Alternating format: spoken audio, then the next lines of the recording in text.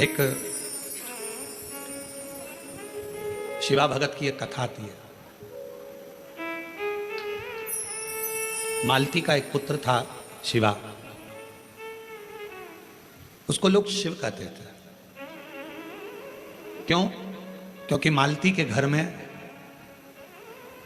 कमाने वाला कोई नहीं था, ससुर के प्राण छूट गए थे, पति शरीर से विकलांग था और मालती मेहनत करती, परिश्रम करती। घर में एक बेटे का जन्म हुआ जिसका नाम शिव के ऊपर शिवा रखा। पति विकलांग है, पत्नी कमाने जाती है, मेहनत करती है, परिश्रम करती है।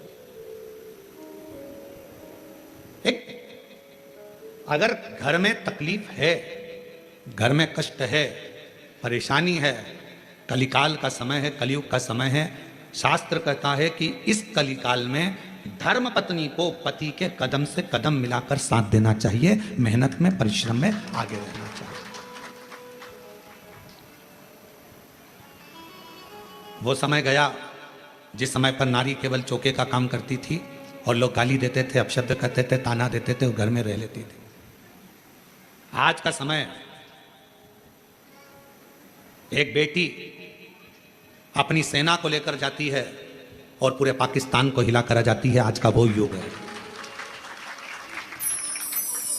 आज का वो युग है कि एक बेटी पूरे पाकिस्तान को हिला कर जाती है। आज का वो युग है, एक बेटी अंतरिक्ष में जाती है और अंतरिक्ष का छोर पाकर वापिस आ जाती है। आज का वो युग है, एक बेटी साइंटिस्ट बनकर पूरे साइंटिस्टों को ज्ञान प्रदान करती है। आज का वो युग है। आज की बेटी collector, SP, IG, DIG, commissioner और बड़े बड़े अधिकारी और मंत्री के पद पर बैठती है। आज का वो युग है। वो गया समय, एक कलिकाल का समय, कलयुग का समय। और ये किसने दिया? कोई तुमसे पूछे कि एक स्त्री को आगे करने का अधिकार किसने दिया, तो तुम कह देना भगवान शंकर ने दिया। मालती बेटे का नाम शिवा रख दिया। पति पांव से विकलांग था, करता कुछ नहीं था, अकेली मेहनत करने जाती है, परिश्रम कर। शिव कथा कर रही है। मालती ने विचार करा कि घर को चलाना है, बेटे का जन्म हुआ है, बेटे का नाम शिवा रखा है। शिव कहती है माँ। धीरे धीरे बच्चा एकांत रहने लगा, समय बीता। एक दिन माँ काम में लगी रहती, बच्चे को घर में जब भरण पोषण का कुछ ना पड़ा, कुछ भी।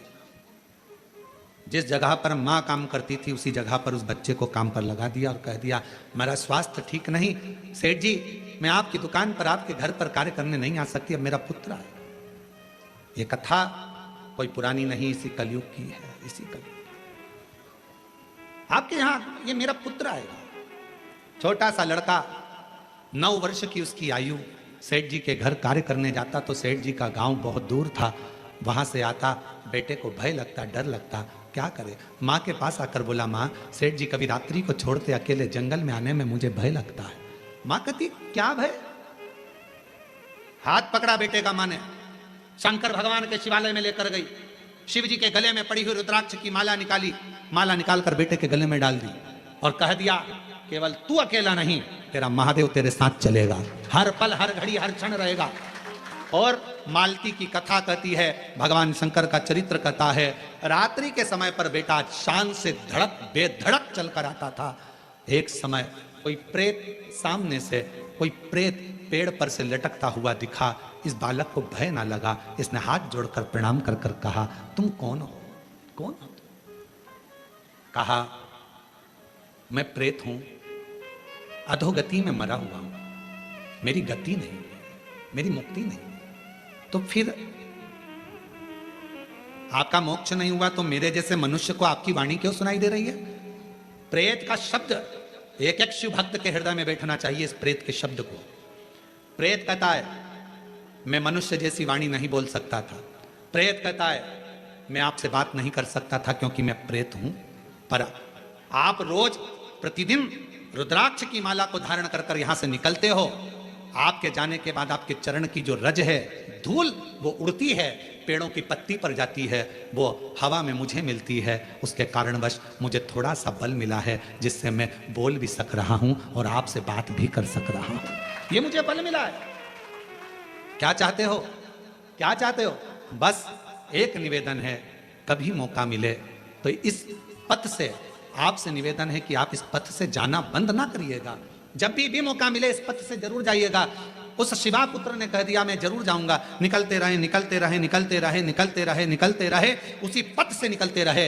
एक दिन वो प्रेत योनि से छूट गया, देव योनि में आ गया। कानों में कुंडल धले थे, सिर पर मुकुट पहना था, गले में हार पहना था, सुंदर पीतांबर पहना हुआ था और सुंदर हाथ में एक शस्त्र लिया हुआ था। हाथ जोड़कर खड़ा हो गया, आज मैं प्रेत योनि से मुक्त होकर देव योनि में आ गया। ये आपकी कृपा है। उस शिवा पुत्र ने कहा मेरी कृपा कैसे, मैंने तो कुछ करा ही नहीं, बस आपके गले में पड़े हुए रुद्राक्ष को पहनकर आप जाते थे और आपके रज से मैं कृतार्थ होता चले गया, मेरा उद्धार होता चले गया। उस प्रेत ने जो कहा, कितनी सुंदर बात कही।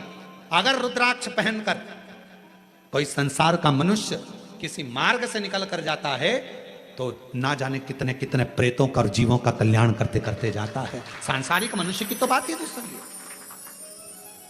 और शंभु शरण मांगो दुख काटो दया